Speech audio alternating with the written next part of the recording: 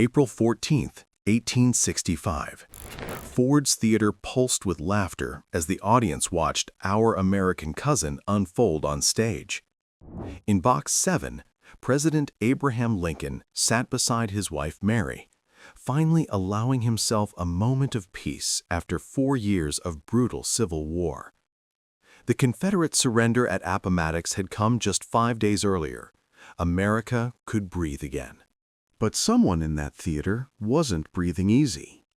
John Wilkes Booth slipped through the shadows behind the presidential box, his .44 caliber Derringer pistol loaded and ready. The actor knew every corridor, every entrance, every escape route. He'd rehearsed this moment 100 times in his mind.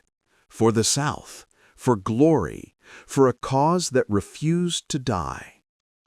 At 10:13 p.m., as the audience erupted in laughter at a particularly amusing line, Booth made his move. The gunshot cracked through the theater like thunder. Mary Lincoln's scream pierced the sudden silence that followed. Booth leaped from the box onto the stage, his spur catching the Treasury flag, sending him tumbling. "Sic semper tyrannis!" he shouted before limping into the night. Chaos consumed Ford's Theater.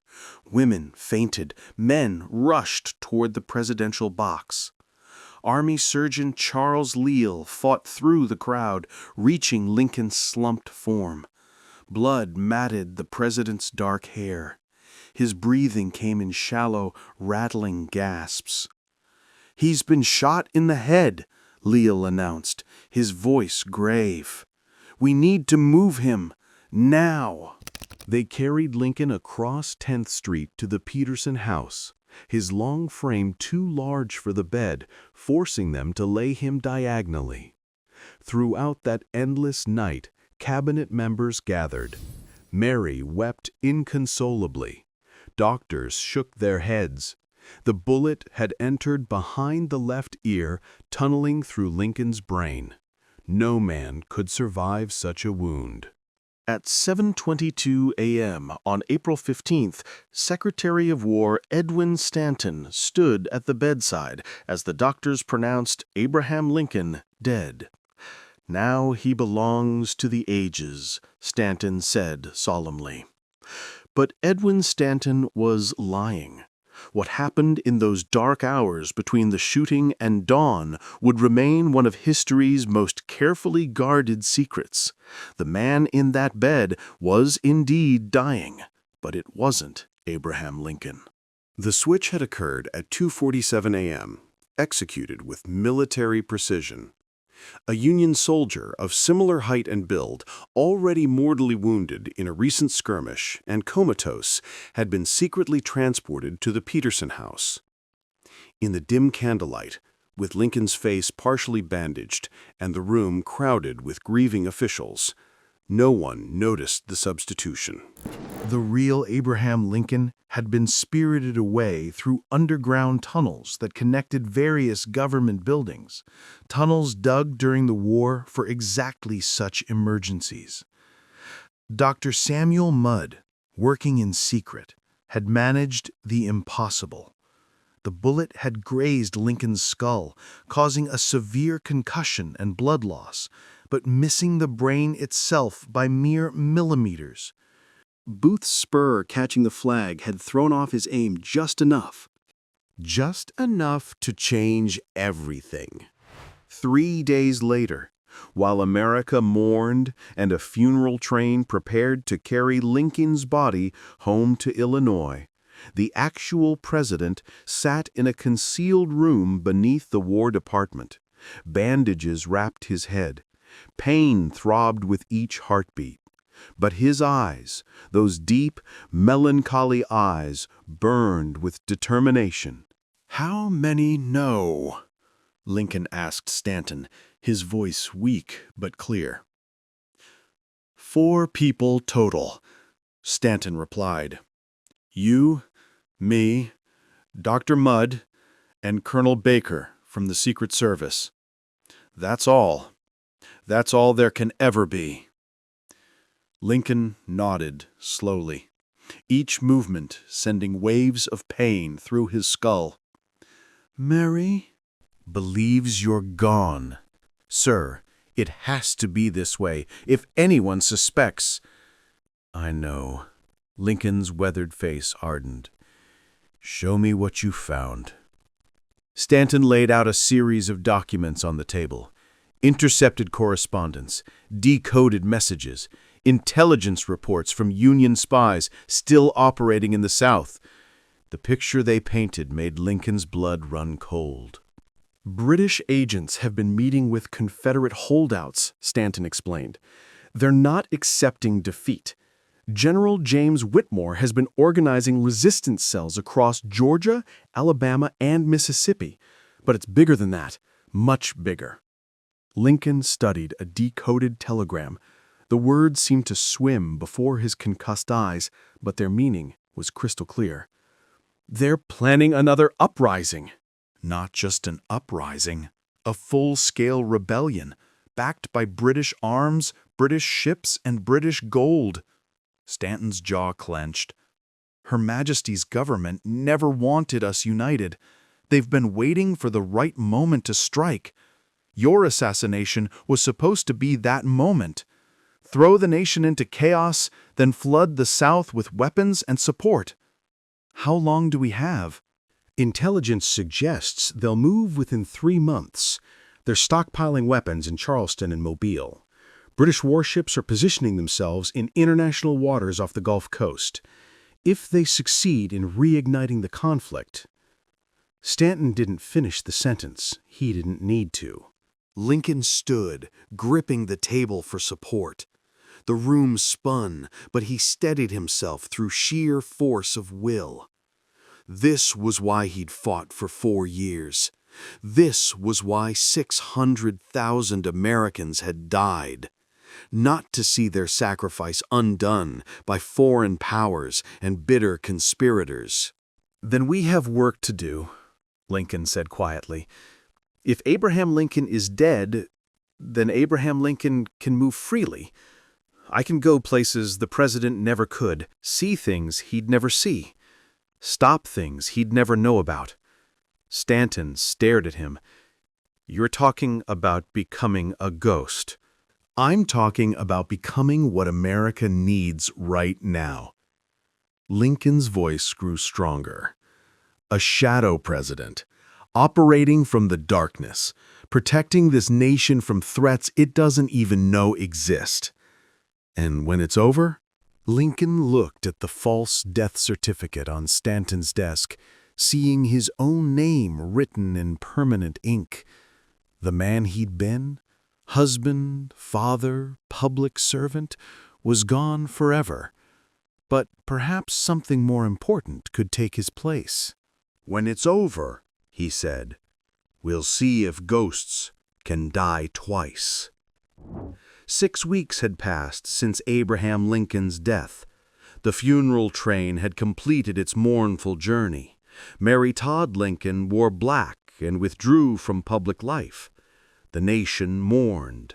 Andrew Johnson had been sworn in as the 17th president, a man who knew nothing of the ghost operating beneath his feet. In the depths below the War Department, Lincoln had transformed. His distinctive beard was gone, shaved clean. Spectacles with tinted lenses obscured his famous eyes. He'd lost weight during recovery, making his already gaunt frame appear skeletal. Dressed in plain workers' clothes, the most recognizable man in America could now walk through Washington unnoticed. But Lincoln wasn't in Washington anymore. The train rattled southward through Virginia, carrying freight and a handful of passengers who paid no attention to the tall, thin man sitting in the corner reading a newspaper. Lincoln kept his hat pulled low, his posture slouched. Nothing like the ramrod straight bearing Americans associated with their martyred president. Colonel Lafayette Baker sat 3 rows behind, playing the role of traveling merchant. The head of the Union Secret Service was one of only 4 people who knew the truth, and he'd volunteered to accompany Lincoln on this dangerous mission. Someone had to watch the president's back, even if that president was supposed to be dead.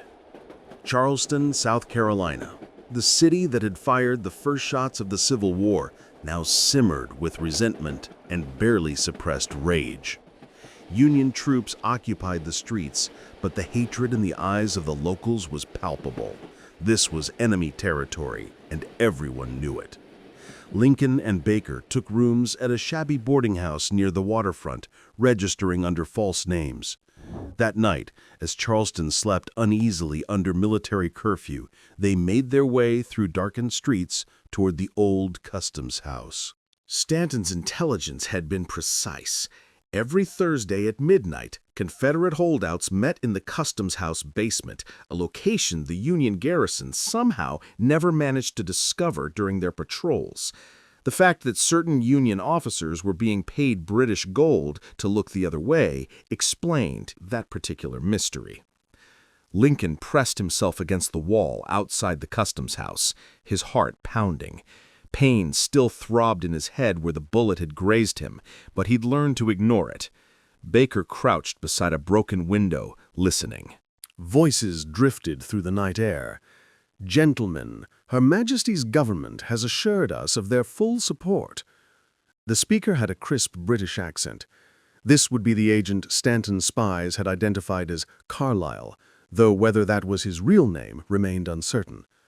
20,000 rifles, 50 artillery pieces, ammunition enough for a sustained campaign, and most importantly, the Royal Navy standing ready to blockade Union ports once hostilities resume. Lincoln's blood ran cold. 20,000 rifles.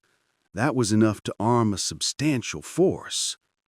Another voice responded, this one distinctly Southern, refined but hard. "And what does London expect in return, Mr. Carlyle?" "What Britain has always wanted, General Whitmore, an independent South, preferably one that remembers its friends. The cotton trade alone would be worth millions, but more than that, a divided America is a weak America. Her Majesty's government has no interest in seeing a United States stretching from Atlantic to Pacific, competing with the Empire for global influence. The weapons are already in country." That was Whitmore again. Lincoln recognized the name from Stanton's reports. General James Whitmore had commanded a Confederate division at Chickamauga before disappearing in late 1864. Intelligence had assumed he'd been killed. Apparently, he'd been planning something far more dangerous. "Hidden in 3 locations," Carlyle confirmed. "Mobile, Savannah, and New Orleans. Waiting for the signal. When we strike, it needs to be simultaneous, multiple fronts, overwhelming force. The Union Army is demobilizing. Soldiers are going home. Lincoln is dead. The government is in disarray. We'll never have a better opportunity." And the timetable? Independence Day, July 4th. The symbolism alone will be devastating.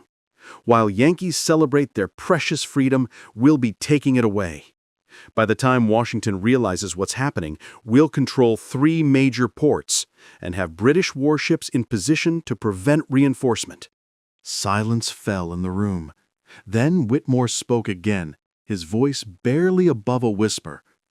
"Gentlemen, the South will rise again, and this time we'll have the backing to win." Lincoln's fists clenched so hard his knuckles went white. Everything Stanton had feared was true. Worse, actually. This wasn't just another rebellion. This was a calculated foreign intervention designed to permanently fracture the United States. July 4th. That gave them less than 6 weeks. Baker touched Lincoln's arm, gesturing that they needed to leave. They'd heard enough. But as Lincoln turned to slip away into the shadows, his foot caught a loose cobblestone. The scraping sound seemed impossibly loud in the quiet night. Inside the customs house, conversation stopped. "What was that?" someone demanded. "Check outside, now." Lincoln and Baker ran. Behind them, doors burst open. Shouts filled the night. Footsteps pounded on cobblestones. "Halt! Stop right there!" A gunshot cracked. The bullet sparked off brickwork inches from Lincoln's head. The second time in 6 weeks someone had tried to put a bullet in his brain. Some men just couldn't catch a break. They rounded a corner, Baker pulling Lincoln into a narrow alley. Union soldiers on patrol heard the commotion and came running, their presence forcing the pursuers to melt back into the darkness. Confederates couldn't afford to be caught out after curfew, not while planning treason. Breathing hard, Lincoln leaned against the alley wall. His head throbbed, his legs trembled. He wasn't a young man anymore, and his body was still recovering from the assassination attempt, but his mind raced with what they'd learned. Baker studied him with concern. "Sir, we need to get you back to Washington. Stanton needs to know about this immediately." "We need more than that." Lincoln's voice was steady despite his exhaustion. "We need to find those weapon caches. We need to identify every conspirator. And we need to do it before July 4th. "That's 40 days, Mr. President. How do we—" "The same way we won the war, Colonel." Lincoln straightened, pushing off the wall. "With better intelligence, better strategy, and the knowledge that failure isn't an option. Because if we fail, everything those 600,000 men died for dies with us." They made their way back to the boarding house through back streets, Lincoln's mind already working through possibilities. Mobile, Savannah, New Orleans, 3 cities, 3 weapon caches, and somewhere in those locations would be evidence of the broader conspiracy. Names, plans, British contacts. Everything they needed to stop this before it started. But first, they needed to get out of Charleston alive. As Lincoln finally reached his cramped room and locked the door behind him, he allowed himself a moment of exhaustion. He looked at his reflection in the cracked mirror, a stranger's face looking back at him. No beard, tinted spectacles, hollow cheeks. The face of a dead man. Good, he thought. Dead men can go anywhere, do anything, because they have nothing left to lose. He pulled out paper and began writing in code, documenting everything they'd heard. This information would be on a train north by morning, carried by one of Baker's trusted couriers. Stanton would know the truth within 48 hours.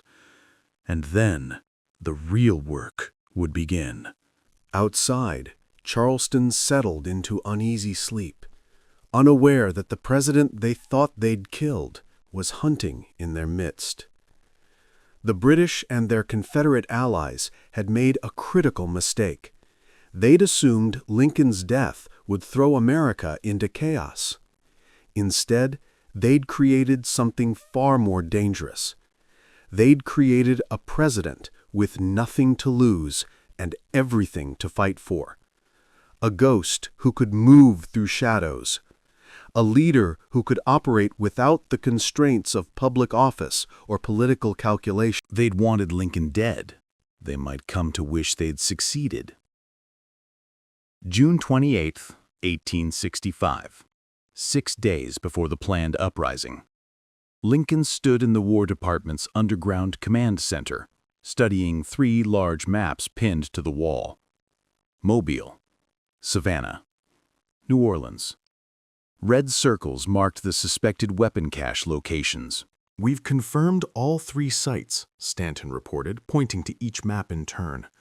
Mobile, abandoned cotton warehouse on the waterfront.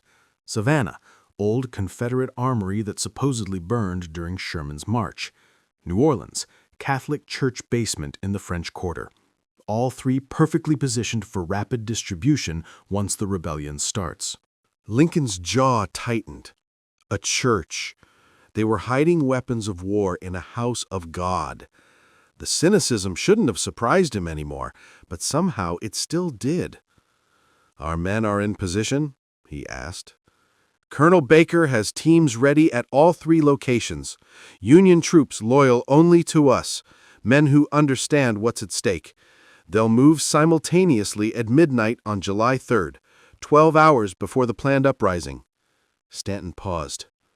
"But, sir, there's a complication." There was always a complication. "General Whitmore isn't in any of these cities," Stanton continued. "Intelligence places him in Richmond. He's coordinating the entire operation from there, staying well away from the actual weapons. If we seize the caches but don't capture Whitmore and the British agent Carlyle, they'll just try again. Different time, different place, same goal." Lincoln had anticipated this. You didn't spend 4 years outmaneuvering Robert E. Lee without learning to think several moves ahead.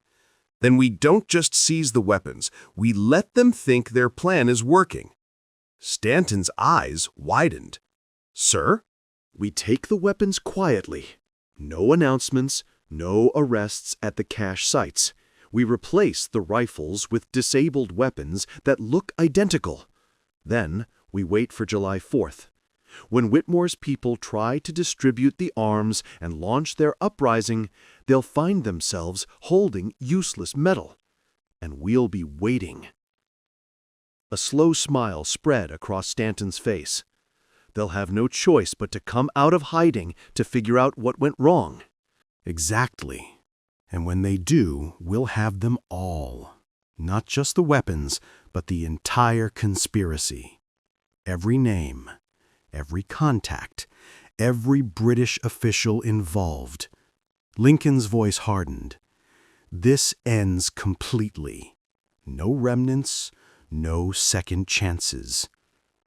Baker entered the room, his travel coat still dusty from the road. "Sir, I've just received word from our man in Richmond. Whitmore is meeting with Carlyle tomorrow night at a private estate outside the city. If we move fast—" "No," Lincoln cut him off. "We stick to the plan.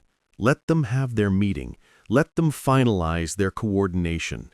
The more confident they become, the more devastating their failure will be." The next 72 hours moved with brutal efficiency. In Mobile, Union soldiers, disguised as dock workers, quietly entered the cotton warehouse. 20,000 rifles, carefully crated and marked as agricultural equipment, were removed and replaced with identical-looking weapons that had been expertly sabotaged. Firing pins removed, barrels plugged with lead. To casual inspection, they appeared perfect.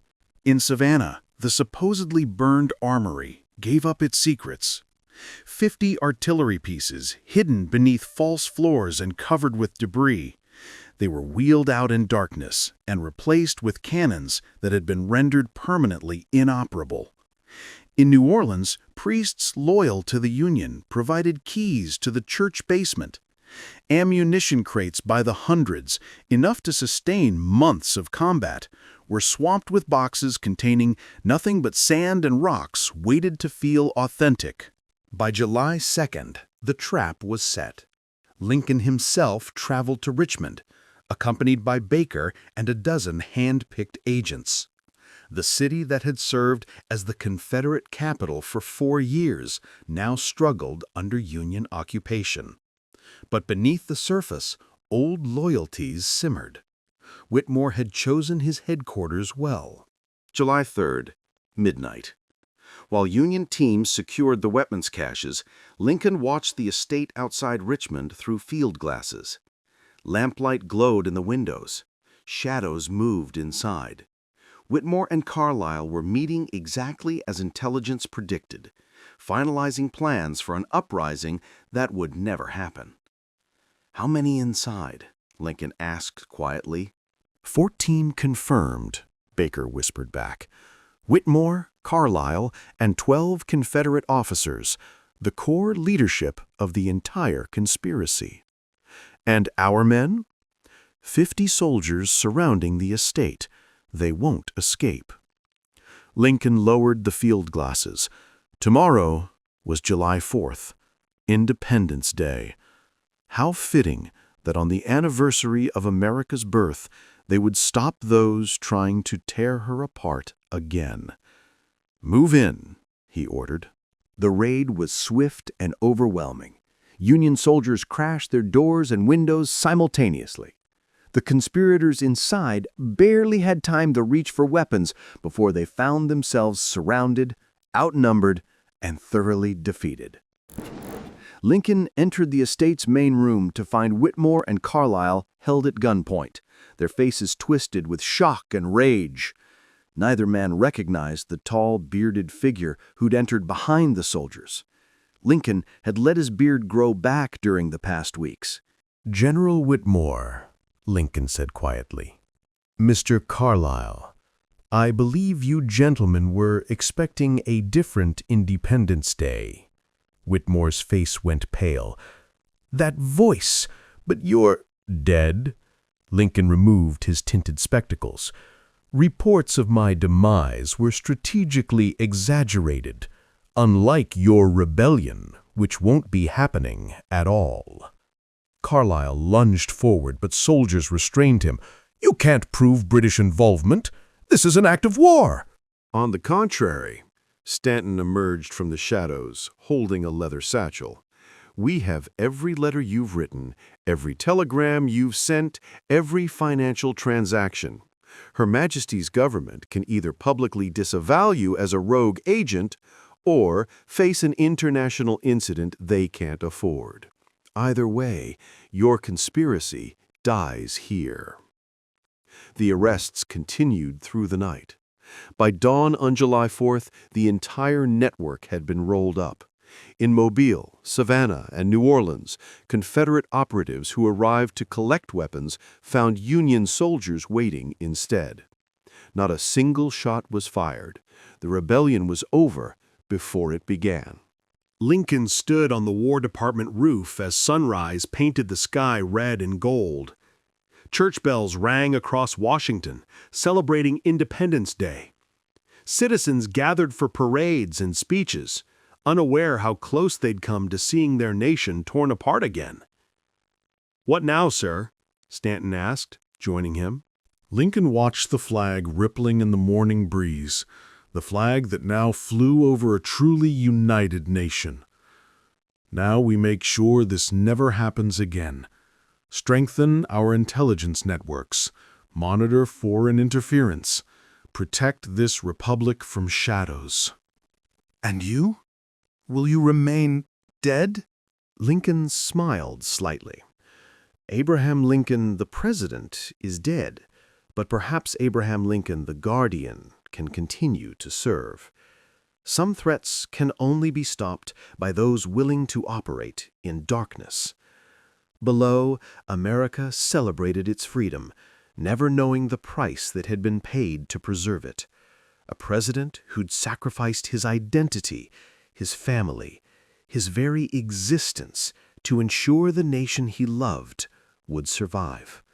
The shadow president watched over his country, unseen but vigilant, and America stood strong. Abraham began working as a history professor at Georgetown University under a new identity. He was writing a book about the American Civil War. His students loved him. He was renowned for his deep knowledge and empathetic approach. On the first anniversary of his death, a monument in honor of Abraham Lincoln was being unveiled in the Capitol, Washington. That morning, he lifted his head when the doorbell rang. A young student entered, holding a newspaper. "Professor, will you be attending the opening of the Lincoln Memorial?" Lincoln, now known by his new identity, Benjamin Foster, smiled. "Of course. We must honor great men." After the student left, Lincoln opened his diary on the desk and wrote the final lines. Today, a monument is being unveiled in memory of Abraham Lincoln. The irony is that I am still alive, but I am no longer him. I am Benjamin Foster, yet Lincoln's spirit lives on within me. Over the past 5 years, I have continued to serve this country from the shadows. I have prevented many crises, foiled many plots. The people don't know, but I continue to fight for them. Perhaps this is true heroism, to serve without recognition, to make sacrifices without appreciation. Lincoln is dead, but Lincoln's ideals live on, and I am the guardian of those ideals. The love between Mary and me has never diminished. My sons know me, but they keep my identity secret. This family secret is our greatest strength. Tomorrow is a new day, a new struggle. As the master of shadows, I will continue to protect this country's freedom. Abraham Lincoln is dead, but Lincoln's spirit is immortal. He closed his diary and looked out the window. Life flowed through the streets of Washington. People were happy, free, hopeful. And that day, the man who held history's greatest secret left his home to go to class, just like any ordinary professor. As the sun set, the silhouette of the Lincoln Memorial appeared in Washington's sky. But the real Lincoln continued to live quietly among the shadows, among his people.